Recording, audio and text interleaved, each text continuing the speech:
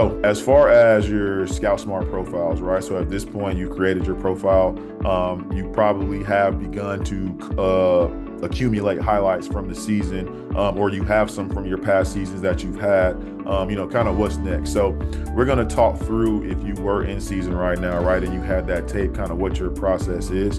And really, with flag, it's a little bit different because there are multiple games per week. So your highlight tape distribution will be a little different than what you would say on the traditional side as far as tackle, where there's one game per week, right? So your first 5 games are probably happening in the first 2 or 3 weeks of the season, depending on where you are. And so with that, that is a good time to get some of your best plays, get your stats together, and start reaching out to those college coaches on that list that you made that has about 20 to 25 schools, right?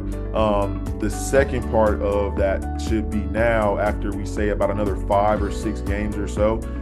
That'll be kind of your mid-season. Most programs, like for instance, I know in Florida, can only max out at 15 games for a regular season, right? So at that point, you have a good amount of your season already done. That's a good time to kind of update that highlight tape.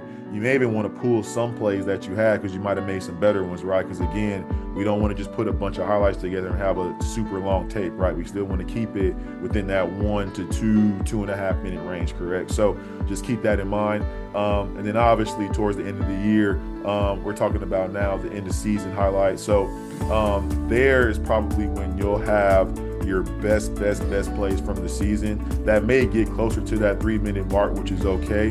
Just make sure you are absolutely putting your best plays in the beginning, right? Because you may have had a great season, but from a recruiting standpoint, they're not looking to see, they might see your accolades, but they want to see actually the work, right? Because sometimes numbers can show something completely different based on what the film says, right? So just make sure that as you do build out that final highlight tape, you do want to make sure you put those best plays forward. And obviously, as we talk about the postseason, right, that can really be its own highlight tape in itself, depending on, if you made a deep run, you've played maybe 3 games in the playoffs.